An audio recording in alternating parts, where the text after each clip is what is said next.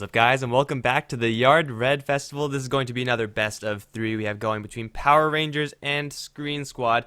A lot of disagreement about who has the upper hand in this best of three, but this is Yard Festival, where the tournament where all the proceeds go to the Red Cross, so you're supporting a good cause by being here, guys.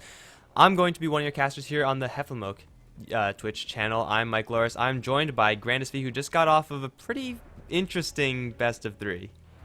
Interesting is a great way to put it. It was quite crazy. If you didn't watch it, I highly recommend going ahead and checking the VODs.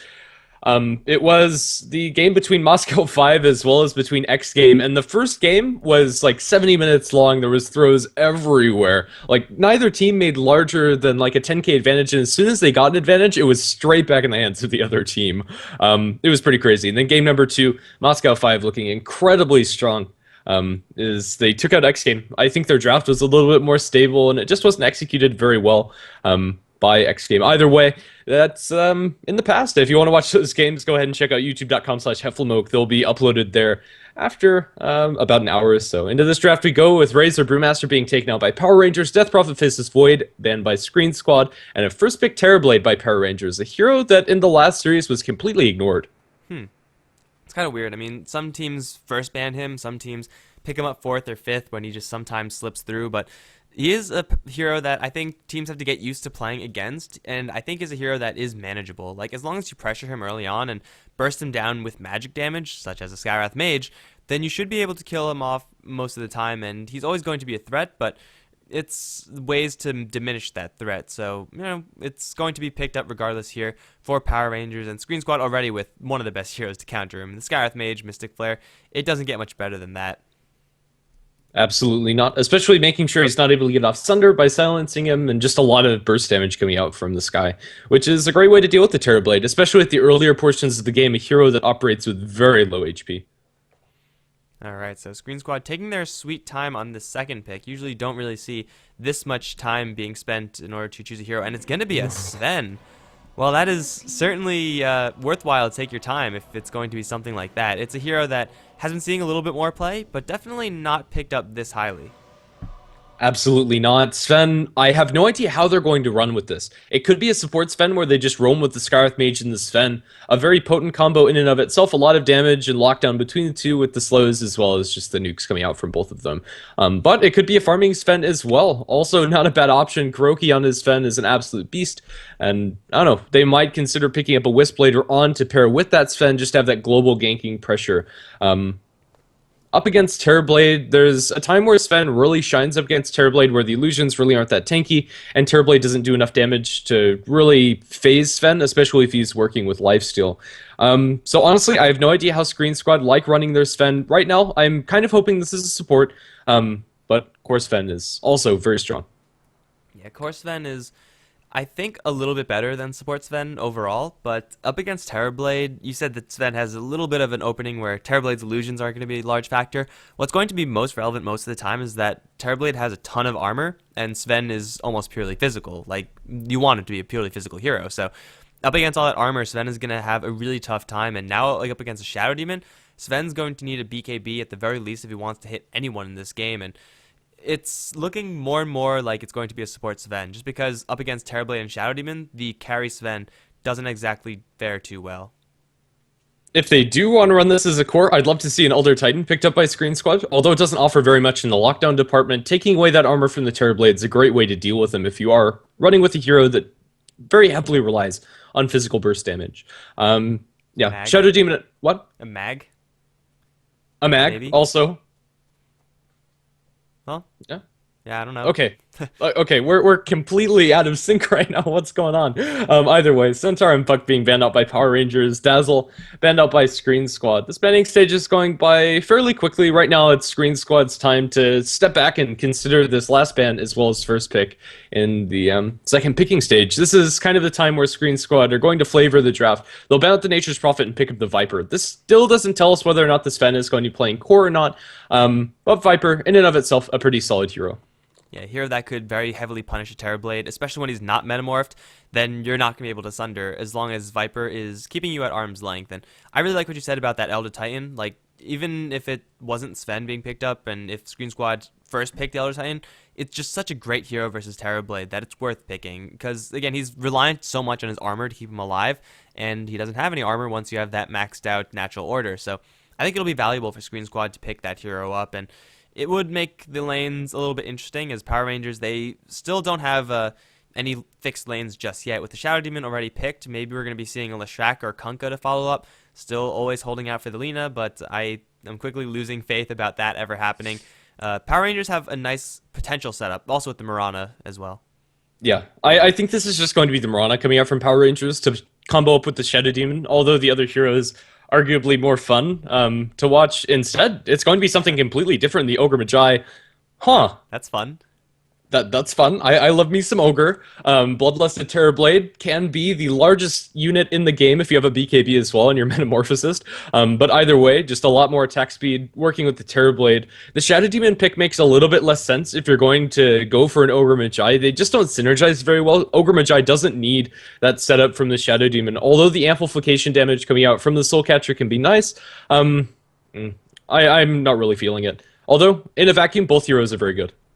Yeah, I'm on pretty much the same page. Ogre Magi Terrorblade is a great combo. I could very easily see where Power Rangers are trying to go with that one, but then you just have Shadow Demon. I guess this was mostly in response to the Sven, mostly just because whoever Sven tries to go on, you either put Sven in a bubble or you put that Stormhammered ally in a bubble, and then Sven can't really do much of anything. Also a great hero versus Skywrath Mage, but I mean, having those niche roles for your supports isn't really good enough. You want to have it good, have your supports be good against the enemy team and good with your team, and Shadow Demon isn't quite there. It's not too late for them to pick up someone else to synergize with the Shadow Demon. Maybe if they want to go for something like an Invoker, then having the setup is going to be very useful, and Invoker is going to be handling a lane by himself, so that's a way that they can go if they want to get more value out of the Shadow Demon. But if it's just an Ogre Shadow Demon roam combo, it's not going to be the best in the world. As Sqreen, they pick up the Wind Ranger.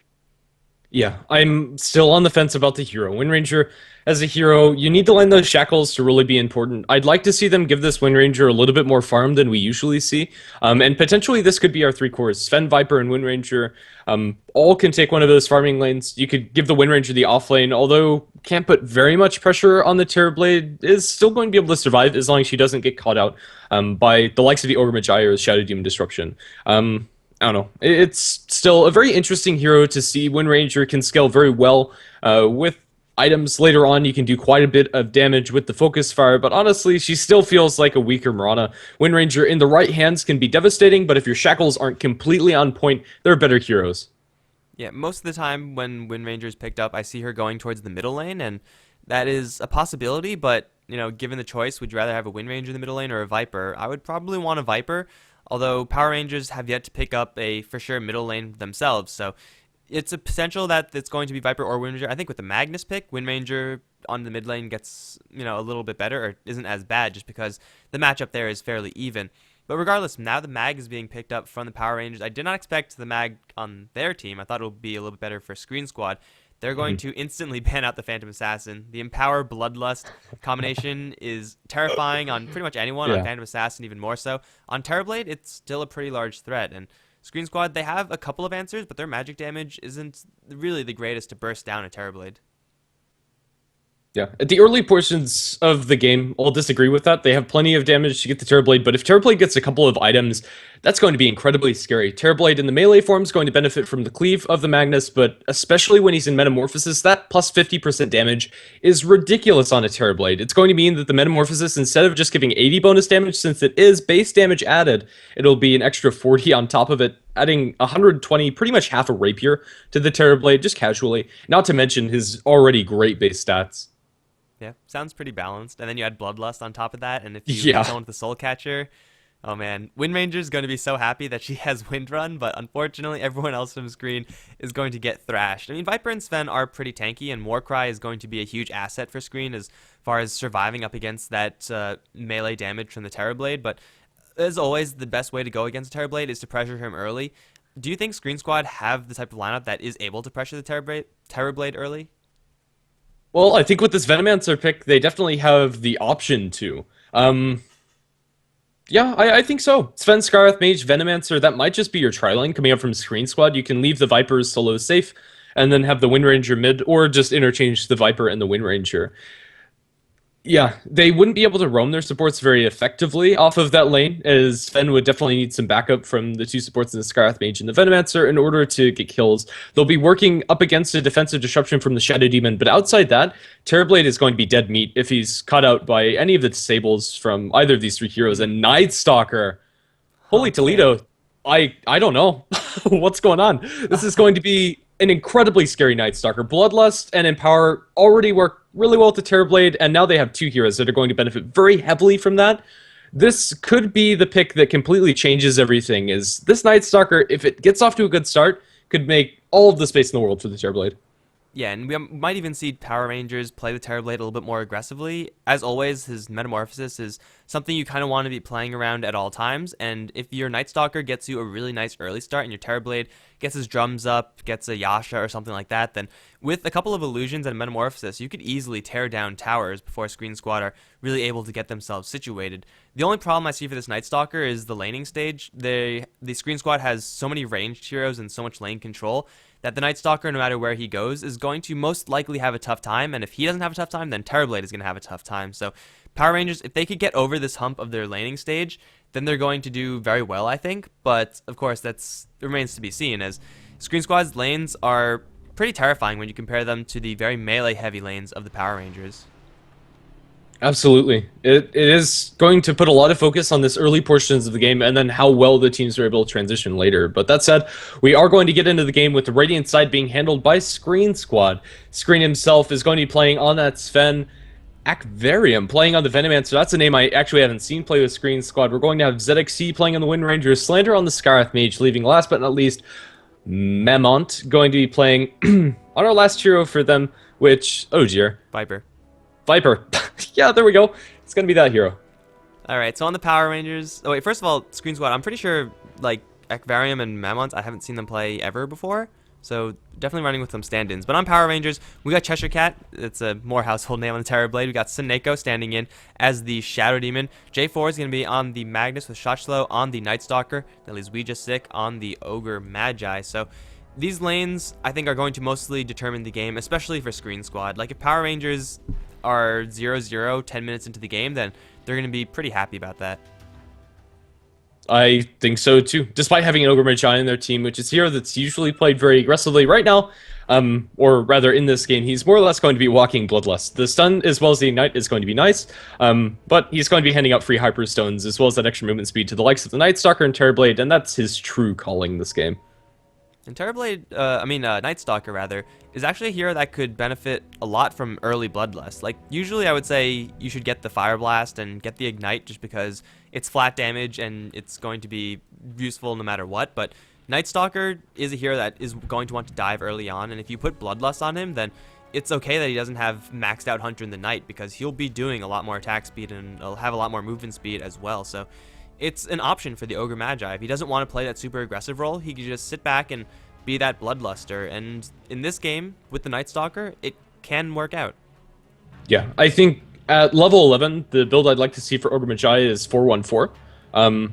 1 point in Ignite is usually enough for this slow. Although it's the most reliable way to get damage, I think he'll get more benefit from Bloodlust. And then the multicast on Fire Blast is a lot flashier and can do that burst damage, and with only a 40%, or rather with a 40% chance I should say, it's fairly reliable to get that extra damage off. So yeah, we'll see how Ogre Magi is going to play this game. I don't think you really go wrong with the aggressive build either with the Night Stalker, as you can set up for a lot of kills in the night, but yeah, I think Bloodlust is just a little too good to pass up this game. You know, maybe they just play super passive on their heroes and just try to get levels up, because we mentioned that Sqreen Squad, they do have such a devastating lane composition and laning team, so maybe you don't even try to go for those aggressive kills. Maybe you get a point of Fire Blast just to peel enemies off from your Terrorblade and try to keep people safe with the disruption, and then hopefully Sqreen Squad, they don't get anything going. It's really going to be tough though. I mean, Venomancer has one of the best slows level 1 with the Gale, and if you add a Sven on top of that with a Scarith Mage damage, Power Rangers are going to be under some pretty heavy pressure, and I don't know if the Night Stalker is really going to get a chance to get off the ground if Sqreen Squad really lock down their lanes. Yep. I don't know, we've kind of talked this into the ground. We're at the point where the pause is starting to get to us and there's not much to really discuss, at least as far as the draft is concerned. We're still waiting on the last year from Sqreen Squad to get into the game, and as Chester Cat, I would love to know what's taking him so long. Well, I mean, we got Mamont currently just gone. The Viper is now in the game. Here we go, guys. We are ready to maybe start, potentially. I think the Viper might be going towards the mid lane, although ZXC on the Wind Ranger going towards mid lane, expecting perhaps the Mag to go there as well. It's, as I said before, pretty viable way to go, but we'll see as they now load into their lanes. It's going to be Venomancer. Ooh, he currently has a Ring of Protection, 3 stat branch as well. This is going to be, looks like a support Sven. I don't know, lots of people are taking very core-ish kind of loadouts. Yeah, it's actually really weird. The only hero that I think we can say for certain is playing support is Scarith Mage, because Sven with a Magic Stick, Tango's Clarity, as well as the Stout Shield, that could be a core Sven, but then again, ZXC walking with 4 branches as well as a Circlet, I think he's going to be the farming core in this top lane, and Sven as well as Scarith Mage are going to be roaming by quite a bit. Let's see, it looks like Ekvarium is having a little bit of a ping issue, but honestly, 160 is completely playable. Yeah, I mean, if you're complaining about that, then I don't know how you could ever play Dota, but it looks like on top lane Sqreen, with the Stout Shield and with the Magic Stick, is still going to be playing support along with Slender. I mean, obviously, as you said, Scarith Mage, guaranteed support. They're going to be supporting the Wind Ranger, who's gone for as much of a core build as you could possibly ask for. Like, 6 stats from the get-go is quite a bit, and well, this makes the Stout Shield Magic Stick a little bit weird. Usually you don't see these type of loadouts being picked up on anyone, really. I guess Sven can benefit a lot since he just needs a little bit of mana in order to cast that secondary Stormhammer, so if you get a Magic Stick and Clarity, you'll be fine, but it's kind of a weird loadout to see on any hero, let alone a support Sven. Yeah. I don't know, I'm not exactly sure who's expecting to be in this lane. Oh dear. It's going to be one of those games, isn't it? It's over. Like, we're remaking because they actually abandoned. GG, guys. We win. GG. That's it. Thanks for watching. Game number 1. Real easy, real simple. Okay, okay. They The better curse not. is real. The curse really is real. My goodness, we can't even go to European servers without having stuff blow up in our face. But behind the scenes with HeflaTV, as we get into the lobby and hopefully quickly into an all-pick remake. I don't really know why we're remaking. I mean, 150-ish ping is fine, especially Yeah. if you're gonna have to play on US East servers ever. Like from Europe, that gets a lot higher. It really does. Like, I generally play on US servers, but I have a couple of stacks that I play with on EU servers, and 150 ping is fine to play with. Like, that's not bad at all. And it's not gonna get better either. I mean, it might get a little bit better, but remaking, I don't think is gonna do anything. So this is They've fun. changed the server to Lux, so Wasn't it already Lux? I thought it was. Wait, what's actually going on? Like, both of these teams are European. This shouldn't be a thing. Yeah, Yeah. we shouldn't be sitting here right now. I mean, it's on stream. No logos are covering it. It's Lux, and where is Green Squad actually from? They're from mostly Russia, a little bit of other places too. Yeah, and Power Rangers are from the same region of the area. Earth. Yeah. So everyone should be playing with equal amounts of unhappiness as far as ping is concerned. So equality, but not really, I guess. I don't know. I suppose so. We're apparently rebooting a router. Who are all these other people in the lobby? Where did these people come from? Oh Is man. that the real FY? FY, can I have your signature, please? Of course. His profile is private, so yeah, whatever. Classic FY. Classic FY. All right, guys. So maybe we will eventually get into a game soon today, but yeah, we are just gonna be waiting until this game starts off. Again, this is a best of 3 from the Yard Red Festival, game 1, and yeah, it seems like we have a very interesting draft on our hands, assuming we'll be able to play it out. Okay, so we're waiting for one of the casters, and he says go. So if Bui Hakim is going to say that we can go, I suppose we can go. Let's see. Screw it, just go. The players are ready. We're ready. Yeah, And there we go. that's all we need. Excellent. All right, now everyone gets to see the beautiful Drow Ranger loading screen. It's amazing. Definitely is. I don't know. Mine right now is the Wind Ranger and Juggernaut one, but I have the Timbersaw one as well in rotation, so we'll see. You should have a From rotation the- of 2 of them, just 50-50. No, I wish you could, Huh. but I just switch them like every other day. That sounds like work. It is a lot of work. You have to click the button. Damn. I hate clicking buttons. Whenever I have to click Yep. buttons, I'm always like, I could click buttons or I could not click buttons. Oh, so much work. It really is. Into the all-pick remake we go as Sqreen Squad are still waiting on their Viper, and as soon as we have that hero, we should be able to get in. But actually, I don't think you can start early anymore. We're going to have to sit here for 50 seconds. Well, I mean, we've already been sitting here for I don't know how long, so 50 seconds shouldn't be that much, assuming Mamont is actually going to connect in this game. So, I mean, last time he didn't, so it's possible that he just... Oh, there he is. Here we go. It's all good, guys. We should be getting this off the ground soon enough. Yep.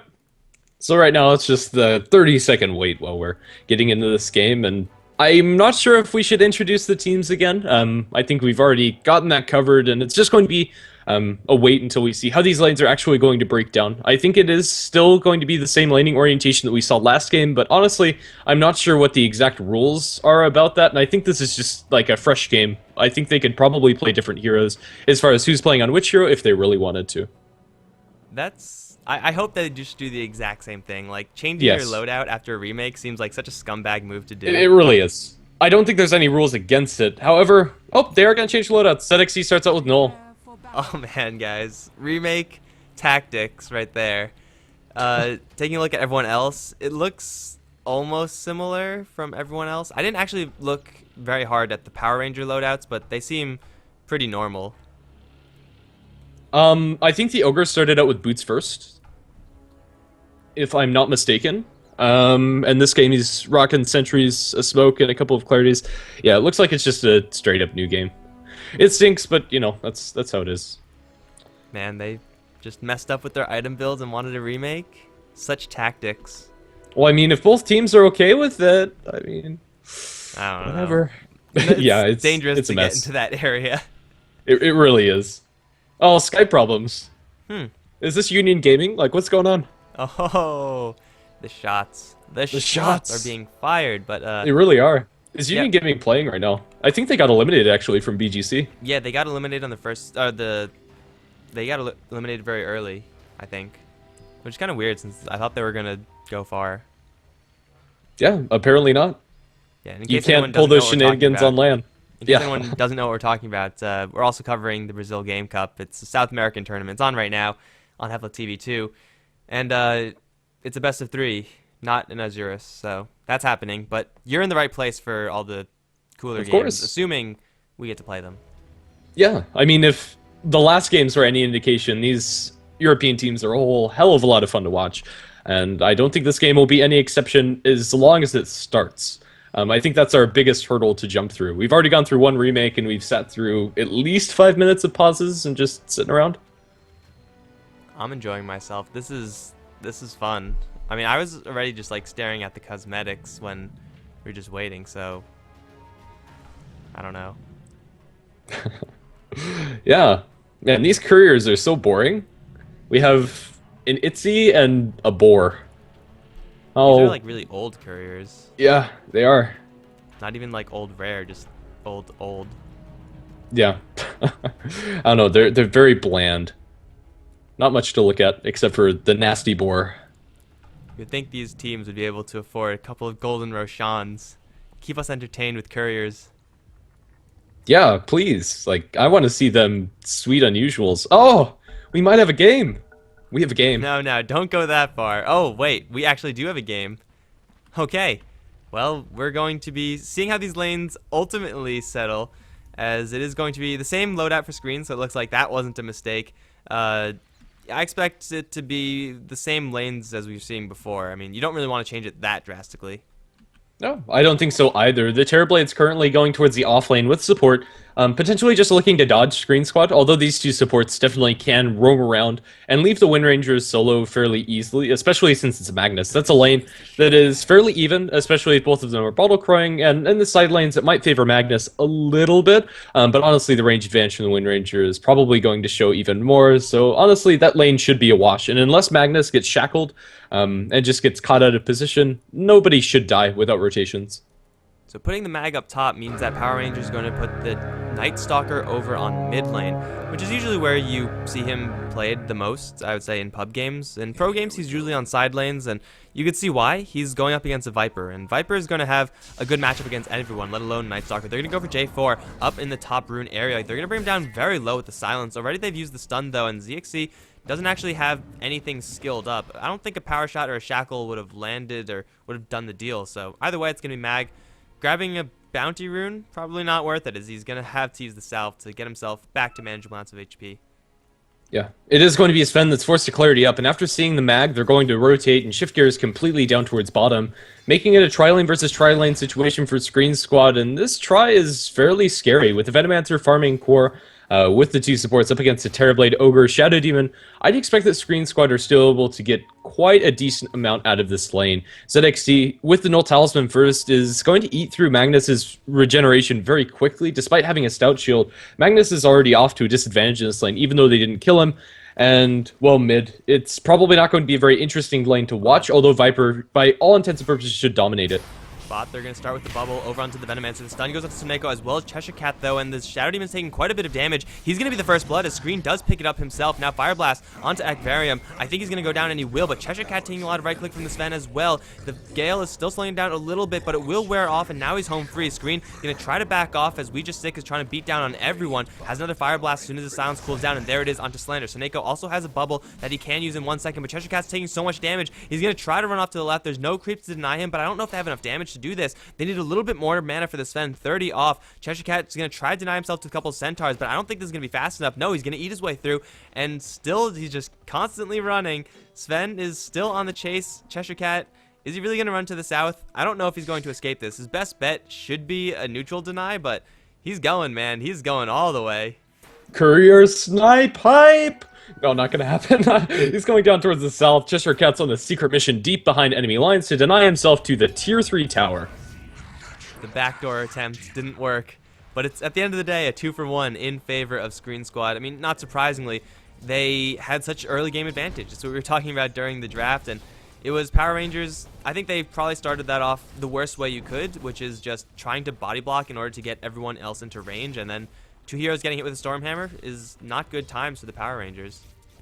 It's really not, and down to the bottom lane, Terrorblade's going to go. He's going to have enough money to get boots, but we're kind of seeing the difficulty of playing Terrorblade in a try versus try situation where he just is wet paper as far as his HP is concerned. He now has the boots, and it's pretty darn fast, but if he's caught out by these disables coming out from Sqreen Squad, and once they have any nukes coming out from the Skywrath Mage, it'll be very easy for them to take him out.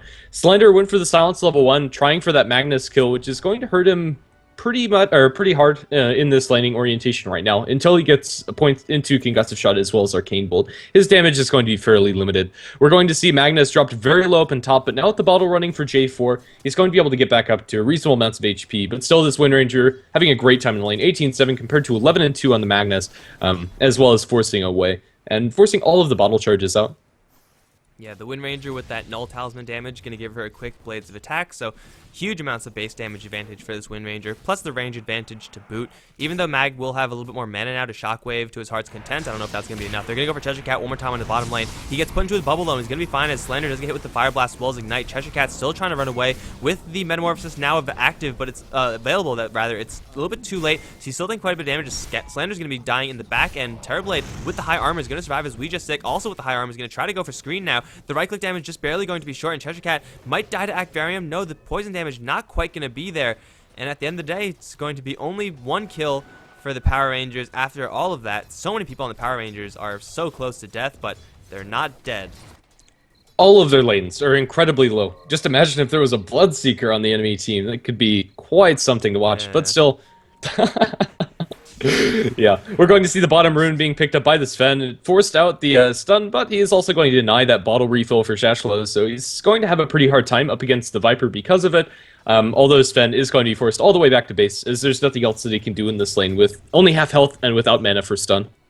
Yeah, denying that haste rune to the Night Stalker is pretty big. I mean, he's already level 5, so he has quite a lot of movement speed with Hunter in the Night, plus boots, and maybe even a Bloodlust down the line. Not quite yet, but getting him a haste rune is one of the best runes that you could ask for as a Night Stalker, as he could have just dove down to the bottom lane, gone ham onto pretty much anyone he could possibly find. He also has a lot of armor, by the way. Like, Power Rangers, they are the armor team with 7, 7, 8 on the Night Stalker, Ogre, and Terrorblade, respectively.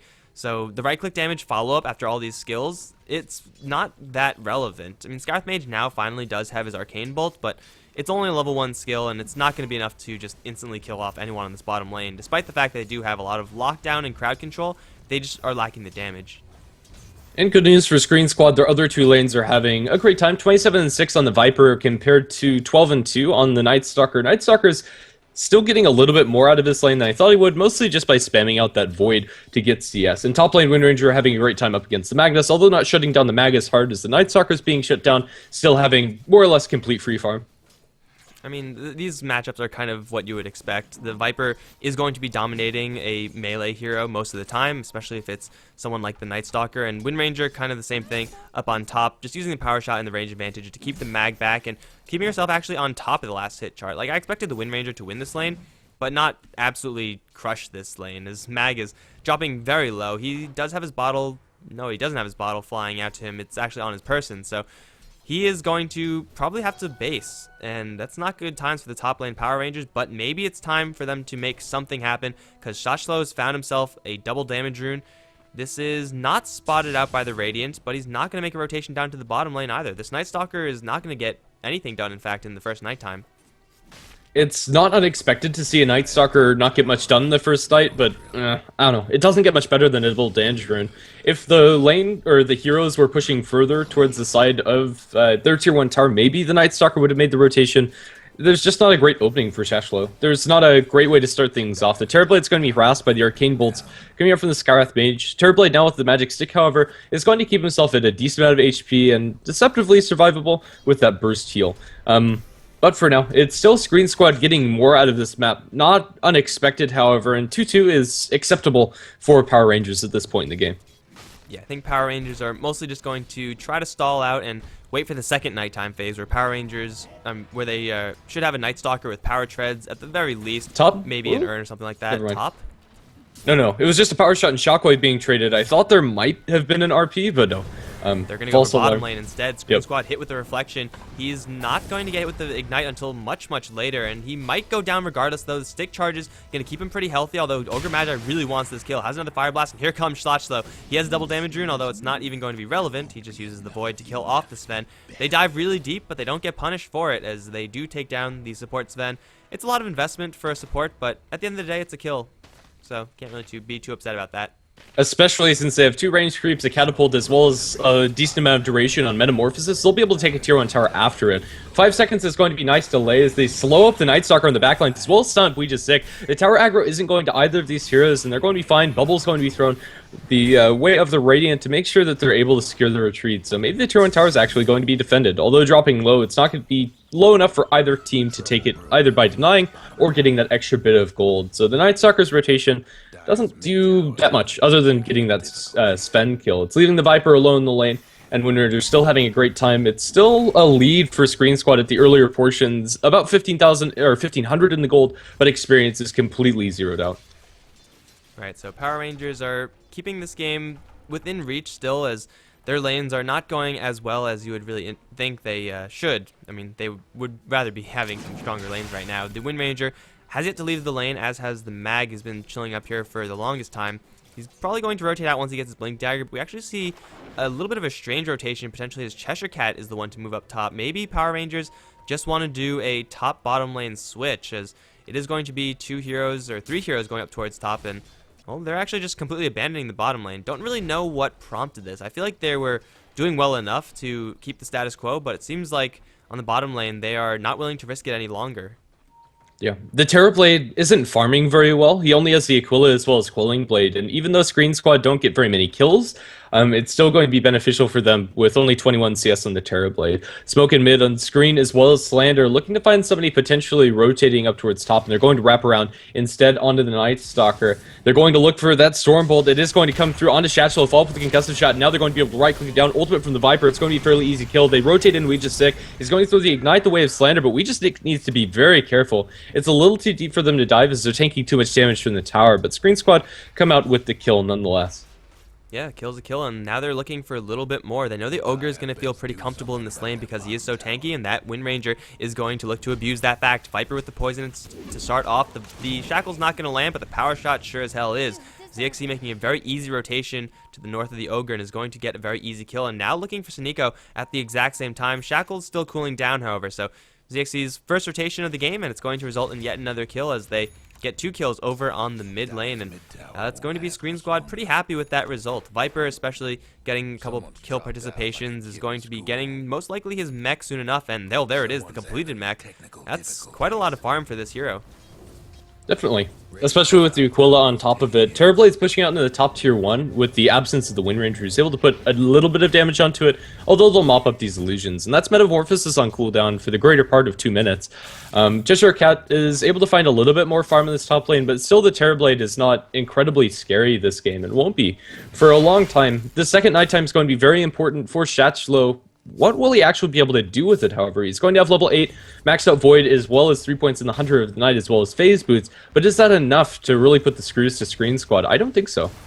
He's not going to be able to do anything by himself. He really needs a lot of help from his team, and that's something that Night Stalkers usually don't require, as they're fairly self-sufficient gankers. They're going to go up on top lane as Sqreen Squad. They're trying to bait out the disruption, but it's ultimately not going to result into any spells cast. Now J4 is going to charge forward, looking for an RP. Not going to find it just yet, but Shotshell's here as well. They're instead going to peel off and try to kill off the Sven. And I don't think Sven is going to be able to escape this one, nor is he going to deny himself into the enemy tier 3s. So Power Rangers, they rotate literally everyone up to the top lane in order to get a support kill. It's nice, but it's probably not even worth it, honestly. Yeah, it's a gold swing of about 500. It's spread out over a lot of heroes. It's kind of nice for the Night Stalker, but still, it probably isn't. When you have a Venomancer that's getting some room in bottom, mid is getting a lot of room on this Viper. Our next item choice for the Viper looks like it's just going to be Power Treads. No big surprises there from the Viper. And Wind Ranger up in top is going to get gone on eating the Reflection as well as the Ignite. Body blocks are going to fail from Ouija's Sick as the Force Staff is delivered. They're going to throw the Stormhammer the way of Ouija's Sick as well. Looking for the Shackle Latch. It's not going to latch. However, the Body blocks, it's going to be body blocked by his own illusion. The Power Shot lands. The right clicks are not going to be enough, especially with the defensive disruption. Ogre is going to be able to swagger his way under the safety of his tier 1 tower. Lots of hits being traded back and forth. It might not be over just yet as Viper is moving up towards top and Cheshire Cat is fairly vulnerable, does not have Sunder mana. It is going to be, once again, the Shadow Demon to be under a lot of pressure as this time Sqreen and Moment are not going to bullshit around. They're just going to go deep for the Shadow Demon, and Disruption may buy him a little bit of time. No, it's not. He's just going to get dropped very quickly. That's level 4 Nether Toxin for you right there, doing the damage, and Shadow Demon did not stand a chance. Yeah, I actually really like this Viper build. A lot of the times we're seeing Vipers go for the maxed out corrosive skin, and it just feels a little too passive.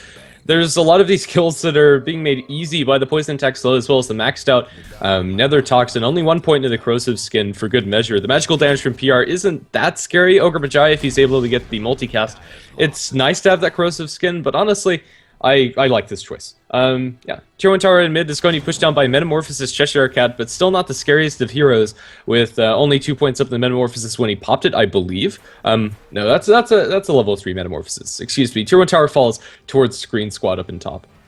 Yeah, the build from Viper is especially appropriate when you consider the lane matchup he was in versus Night Stalker.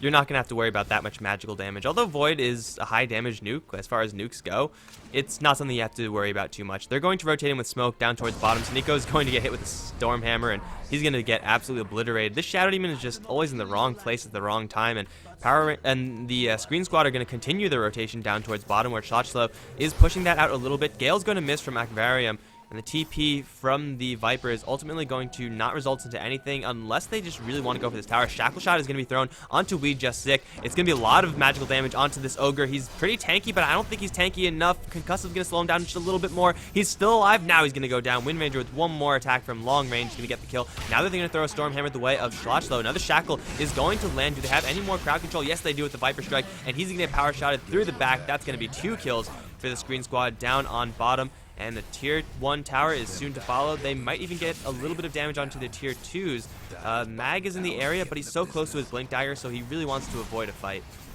Yeah, J4 needs that Blink Dagger to try and set things up for his team, but right now, it's a Night Stalker that's doing very little to nothing in this game.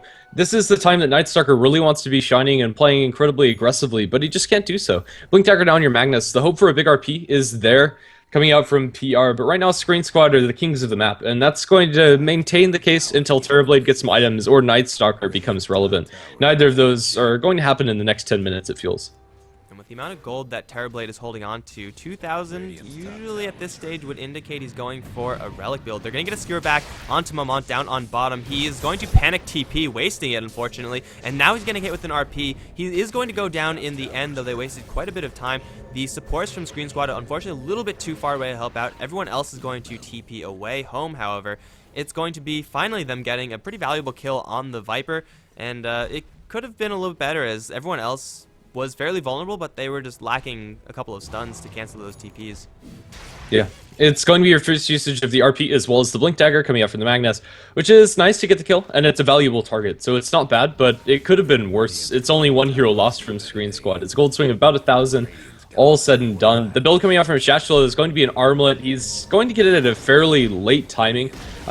It's not bad by any stretch of the imagination, but if he hadn't died twice, he'd have it by now. The Terrorblade, I'm really torn about the Radiance build for Terrorblade. It helps him farm very effectively. It does a decent amount of damage. It's not bad to have the aura for your team, but honestly, just the straight up stats build feels a lot stronger at the moment. Or just go for the Power Treads, Drums, Mantis style, Scotty. Things along that caliber. Just make the Terrorblade a little bit scarier. The Radiance carried by a hero with 660 HP isn't that scary. It's more of a risky item build. It's saying, if I get away with this, I'm going to win the game later on. The big question, of course, is are you going to be getting away with this? Because he still doesn't have it. He's still pretty much dead weight to the rest of his team. And Sqreen are playing in such a way that it doesn't look like, at least, that they're going to let Power Rangers sit back and farm. Like, right now, the Terrorblade is being hunted by an invisible Wind Ranger. Unfortunately for the Sqreen squad, nothing's going to result into this right now. But they are going to smoke and try to make something happen in the future. So this Relic gold, it's piling up pretty high, but I don't really know if it's going to be high enough as they're going to Wind Run in. Cheshire Cat is going to get easily, no, he's actually not going to get shackled, but the Storm Hammer and the magic damage is definitely there. Rest in peace, Terrorblade. At the same time, Venomancer does go down on the bottom lane, but I think Sqreen Squad will be more than okay to make that trade, especially if they could get a lot of damage onto this tier 2 tower as well. Yeah, and that's going to be 239 damage or gold lost by the Terrorblade. When you're saving up for Relic, that's very significant. That's not only time that you're not farming, but you're also going backwards as far as gold is concerned. The kill on the Venomancer is okay, but yeah, it's definitely a beneficial trade for Sqreen Squad. Our next item pickups for Sqreen Squad, it's going to be a Yasha coming out from Mammoth. A very interesting build on the Viper. Usually we don't see the Yasha into Manta coming out from the Viper. Maybe it's just a casual Yasha for the extra movement speed. It's a fairly aggressive build, especially considering it went for Mechanism. Yeah, I mean, it does make a little bit of sense this game. He doesn't really have a huge right clicker to fall back on. Like, Venomancer was getting most of the farm on his safe lane, so he doesn't actually have that much damage as far as right click is concerned. So Viper is going to be filling that role. Sven sure as hell isn't going to be doing it, and Wind Ranger actually is going to be heading towards that route, as she is going to pick up the completed Maelstrom, in fact, as it's flying out to her right now. So Sqreen Squad, they are going to have a good bit of late game right click damage, which is something that with their heroes they would have ordinarily been lacking a little bit, but a lot when you compare it to a Terrorblade. So I actually don't mind this build that much from the Viper. He is still very vulnerable though. Like, even though he does have a mech, only 1 point in corrosive skin this late into the game means that if you catch him with a single stun or a fire blast or something, he's going to go down. Sqreen is chasing forward. He's going to look to wrap around and catch J4, but Schlachlo is in the area to help out. Sqreen is actually already at half HP. He's going to hit with the Void. Shockwave's going to fly, barely miss Sqreen, and it looks like everyone is going to survive. Sven playing it a little bit off the wall, but he is going to walk away in the end. Yeah. The Night Stalker, now with the completed armlet, this item would have been wonderful if they got it for the second nighttime, which is really where you want to put that armlet to use. We just is going to cancel his TP as they're looking for the Wind Ranger in mid. Skewer forward, they get the Ignite, now the Fire Blast to follow through. It's not going to multicast, but it doesn't matter, as ZXE is going to fall in the middle lane, and that's a pretty big pickoff. Ogre Magi is the one to get the Killing Spree gold, and a decent swing going the way of PR for very little committed. Yeah, getting a very easy kill on the Wind Ranger. She already used her Force Staff, I guess. Didn't expect some rotation coming up from the north, even though they do have some pretty good observer coverage, so maybe they knew that that was happening. But either way, Wind Ranger not fast enough, even with Wind Run and Phase Boots and Force Staff, to get away with that. And ultimately, we sit 9-7. And Sqreen Squad are actually not pushing as aggressively as I thought they would be right now. They know that the Night Stalker is a high enough level to be potent even during the daytime, just because he has Darkness level 2. But still, I mean, if you're going to be waiting in this game, it's just going to be more and more time for Cheshire Cat. He's at 4,000 gold right now. He could pick up his Relic if he really wants to. Otherwise, he could just chill and not pick up his Relic. But I expect that to be happening soon enough. And, well, now it's going to be Sqreen Squad. They're going to look to make something happen. They're going to smoke up with 4 of their heroes. Viper's going to rotate up towards top, first of all, and get a tower deny. That's pretty much worth it. But it's going to be extra worth it if they get, once again, We Just Sick. Stormhammer is on him. Shackle Shot, no angle, but it's not even going to be needed. They annihilate the Ogre, and they're going to put a little bit of damage towards the mid tier 2. The Venomancer is going to rotate in as well. With the Plague Wards level 4, they might just get this tower. Yeah, we'll have to see. It's not taken any damage previously, so this tower push is going to be a little bit problematic, especially when you're running into a Magnus with RP. But with the Terrorblade that hasn't yet completed his Radiance, it is going to be that Radiance. He's not going to go for the Relic first, is on the backlines. They are going to defensively disrupt against the Scar's Mage Ultimate. Force Staff away for J4. He's going to be tagged by the Concussive Shot, but Skewer, before the Silence comes out, is going to keep himself alive. On the backline, Shachlo might be joining this fight, but the Tier 2 tower is under siege, and with God's Strength, they might be able to take this before anything actually happens. The RP wasn't spent, but Magnus is too low to consider turning back around here. Tower is going to drop in the end. Just a whole bunch of spells being thrown back and forth. Finally, the Shadow Demon is showing the power of a defensive disruption. Keeping his ally safe versus a Mystic Flare is, for the most part, why the Shadow Demon was picked up in this game. And that's the first time it actually was relevant, and they're going to be really happy that they had the hero when they did. Now, Power Rangers, after losing the Tier 2 tower, are going to try to catch Sqreen Squad off guard. This time, it's their turn to smoke. And, well, they're going to run south. They might run into the Wind Ranger, who is still being spotted out by a random Terrorblade illusion. And unless she leaves, like, right now, I don't think she's going to leave at all. She is going to try to farm up, but gets demonically purged. Force Staff out is going to buy her a little bit more space. Where's the Fire Blast? That's what I want to know. ZXC is going to survive. RP, that was used on nothing. I think his Blink Dagger might have gotten canceled, but either way, it didn't do jack. Now Shalash's going to try to TP out. Mystic Flare, not going to do the damage. They're going to chase after Sqreen out to the side, but We Just Sick will also TP out of there. I can't believe that no one died. That's just freaking weird. It really is. RP used for nothing, but they get the Terrorblade Radiance. I have no idea what actually happened there. Like, that's pretty crazy. I believe it was the Venomancer Plague Ward that was canceling off that Blink Dagger. I think it was this one here, in fact. But yeah, the Magnus just didn't cancel that RP animation in time. Looks like he had it shift queued or something. J4 just caught in a very awkward situation. RP's now on cooldown for a minute. In the meantime, Sqreen Squad get an Aghanim Scepter completed on your Venomancer. 22 minutes in. It's not an incredibly fast Aghanim Scepter, but it's going to be doing a whole boatload of damage with level 2 ultimate as well as the Ags upgrade. Yeah, this hurts a lot from Sqreen Squad, especially if you could amplify that damage with an Ancient Seal. I expect someone on Sqreen Squad to pick up a Veil just because they do have so much magical damage. Like Wind Ranger, though she is going for DPS, it's through magical damage in the Maelstrom. So the Veil from Sqreen Squad is going to be a huge pickup later on, but they might have to wait a little bit as they're going to get jumped by a Night Stalker, and he's angry. He's going to go for Aquarium. The Skewer is available, however, Aquarium is a little bit far away, and in the corner, they're going to go for turn around for Slasher. The Mystic Flare is going to drop. Once again, it's going to be buffed out completely by Disruption. Aquarium's still alive. That Aghanim's making him very tanky. We Just Sick, going to try to TP out, will make it out, but Slasher trying to armor toggle, not going to be very lucky, especially against Viper's poison damage. J4 now going to get clipped to the poison attack. He's going to try to steer his way out. Shackle from long range, just slowing him by a little bit. Going to get the Mamont Viper a double kill over on this bottom fight. That's Power Rangers trying to fight 4v5 without an RP, and in very hectic situations as there are trees everywhere to mess with the pathing. They're going to, they might lose the tier 2 tower. They're going to try to go for a little bit more Sqreen Squad. The Stormhammer is going to be dodged, and now Multicast being thrown the way of Sqreen, all the while up towards top. The Terrorblade is pushing out, but it's not going to be enough to make any sort of trade, I don't think. The tier 2 tower is perfectly healthy, in fact. This is going to be tier 2 tower down in favor of Sqreen Squad, and I don't think they're going to lose anything off of this. Yeah, I don't think so either. Maybe a little bit of chip onto the tier 2 tower, but it's negligible. We are going to have, let's see, that armlet on the Night Stalker. That's what I was going to talk about.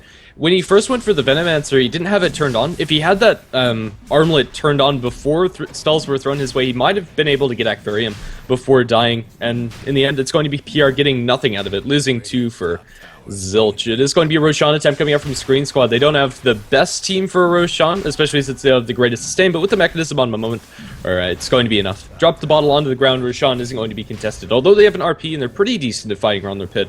They leave Terrorblade up in this top lane, who almost takes a tier 2 tower down solo, but he drops it to deny range and isn't able to seal the deal.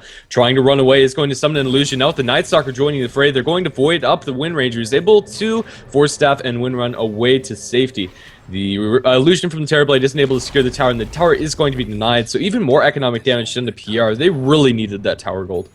And they could still kind of recover that tower deny if they make something happen right here. They're going to get a kill almost for sure onto this Wind Ranger, although the Wind Run is already active and they don't have enough magical damage to kill her off. Dodge is going to keep her alive as she bottles up in the background. Now they're going to go for the mag. Hit with the shackles. Shackle to a creep and is going to get power shotted down. In the meantime, Aquarium's going to try to chase forward for Soneko. Teleportation out from the Shadow Demon is going to keep him safe, but still the Night Stalker's in an awkward situation. Sqreen does have a Stormhammer, but the haste rune on the Night Stalker is so damn hard to lock him down, but they get the shackle and the Mystic Flare. They're going to kill him off despite the haste rune.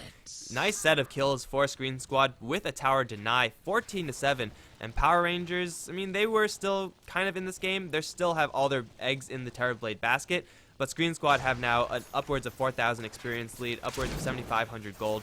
They are just in control of this game. They really are. Right now, the Terrorblade, with the Radiance as well as the Boots of Travel, you would be better off playing an Augustar in this game, I feel. Cheshire Cat, Terrorblade with the Radiance is scary. It's not as scary as an Augustarn, as the illusions can't be spread out. You can't soak as much farm out of the map, especially with Cheshire Cat being forced to play defensively up against Sqreen Squad. Being able to catch him out with any disable is more or less going to secure the demise of your Terrorblade. He's going to go ahead and farm the enemy jungle, which is a good move coming out from him, since his jungle has been warded, and it's just not very safe for him to leave his base. He has Boots of Travel in order to go back towards his base, but the tier 3 tower is already down before the Terrorblade does anything. He's going to try for a trade for that tier 2, but honestly, they just can't do it. It's too late, and even if he does get it, it's not worth it. Like, sure, Sqreen Squad might lose a tier 2, but they're knocking on the ranged Raxes over on mid. Terrorblade is so desperately needed for right now, as they're going to throw a Stormhammer, going to connect on 2. Now they're just going to try to beat down the melee Raxes. Sqreen, though, going to get dropped very low. Force Staff will get him out of harm's way for now. Now the Terrorblade's going to try to come back, but the range Raxes will drop a huge swarm of Plague Wards, going to kill that off very easily. Now Sqreen going to back off just for a little while. They'll have still a mech in 30 seconds from Amont, as well as an Aegis on him. Focus Fire now from ZXC. Going to try to bring down the melee Raxes. Amont on the front lines is going to tank up a whole boatload of damage, but they're not jumping in, Power Rangers. Now they have an RP, and now it's their time to shine, but it's too late. The Raxes are down, and they're just going to make a clean retreat. They might lose someone, maybe.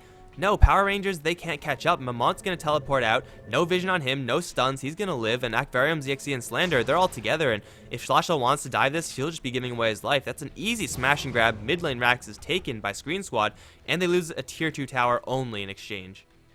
Yeah, it's pretty crazy. Today seems the day of the underdogs. Sqreen Squad looking really strong as far as their ability to execute throughout this game. Both teams in the Yard Red Festival today that have been looking good in the game number ones have been very unfavored as far as the draft is, or as far as the bets are concerned. Cheshire Cat still is the last hope for Power Rangers, although it's just getting so much harder for the Terrorblade. Even when he's able to get uptime on those auto attacks, he's not doing enough damage to 1v5 the enemy team. And if he gets caught out by a disable, he's gone. It's full split push from the Terrorblade, and will he be able to do it? I don't think so, but there's still that hope for the huge RP, as well as the Bloodlusted, as well as empowered Terrorblade and Night Stalker to rip apart the enemy team. But really, J4 needs to get the perfect RP if they want a hope of winning a fight, and the RP wasn't even cast less.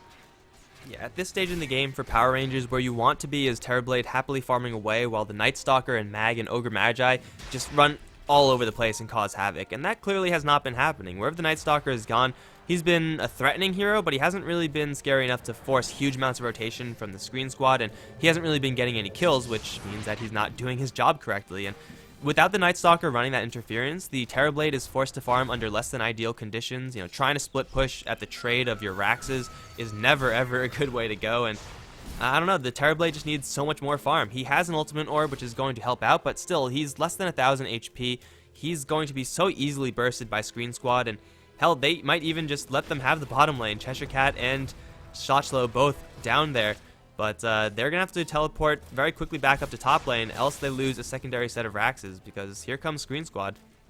Yeah, Night Stalker is going to back off first, as Sheshla is going to be TPing. The boots of travel and the Terrorblade are going to mean that he can stay here a little bit longer, but not that long. He needs to be back in the base now as the 2-2 towers under siege. 5 seconds will be the delay as the glyph is popped by the Dire side, and Terrorblade is just looking for the full-on trade. He can push this pretty fast, and he is taking the tier 3 tower faster than Sqreen Squad. The RP lands out too, but there's no follow-up. The silence, he can't even get off the skewer. He's going to be focused down by the Viper, and the Stormhammer is going to secure the deal. Sqreen is going to be focused down fairly low. His moment's going to be stunned up, but he's just not taking enough damage. Shashlo is not going to be able to do this alone on the backlines. They do lose their Terrorblade. The Venomancer soloing him up down in the bottom lane, and everybody else is zoned out. I think they've lost this game. The Terrorblade has no buyback. I don't know how the hell Terrorblade died to a Venomancer solo, but he only does have less than 1,000 HP, as I said before. They're still going to fight over on mid. We just think he's going to get lassoed to a tree, or shackled to a tree. That's going to be 2 down for Power Rangers. 2 Rax is down as well, and they have to tap out. GG is called. Wow. Yeah, that's a very anticlimactic ending, but just like that, we're going to be going towards our game number 2. Sqreen Squad looking very strong. Alright guys, so we're just going to wait for the Ancient to explode, but, you know, unfortunately, as much as I love Night Stalker, he is not going to take the victory today. Maybe someday in the future the Night Stalker will win, but for right now, it's going to be Sqreen Squad making the series 1-0, and we'll see if they could finish it out in game number 2, or if we're going to moving on to a game number 3. Something I'm kind of bummed about is the fact that Sven had a point booster, and that means Aghanim Sven, which would have been amazing to see, but unfortunately, not today. Thanks for watching, guys. Stay tuned for game number 2. We'll be right back with that one.